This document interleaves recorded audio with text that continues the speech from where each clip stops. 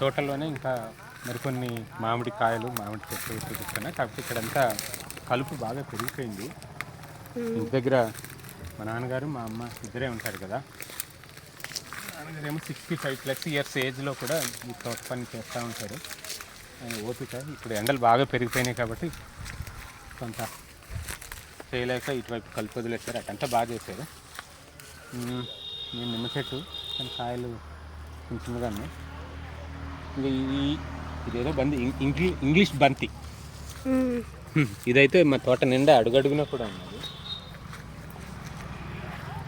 నిమ్మకాయలు.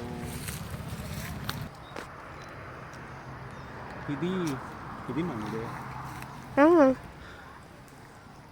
మా తమ్ముడు చాలా రకాల చెట్లు తెచ్చి మా పెరడంతా నింపేశాడు.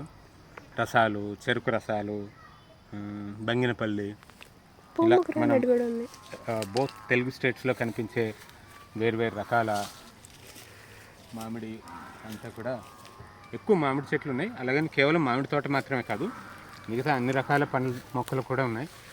ఇవి మళ్ళీ నిమ్మ, సీతాఫలాలు అయితే అసలు ఫెన్సింగ్ అంతా ఎన్ని అంటే అన్నీ ఉంటాయి. ఒక ఆర్డర్ లేదేంటి అనుకోకండి, ఏదో వీలు కుదిరినప్పుడల్లా కొన్ని మొక్కలు తెచ్చి పెట్టారు కాబట్టి కొబ్బరి తోట అన్నట్టు. దాన్ని ఇంకా డెవలప్డ్ స్టేజ్లో లేదు. ఎత్తు ఇంకా పూర్తిగా హైట్ పెరిగాక ఒక లుక్ వస్తుంది మీకు. కరివేపాకు అయితే ఈ ఎండలకు చూడు కరివేపాకు కానీ ఆహా.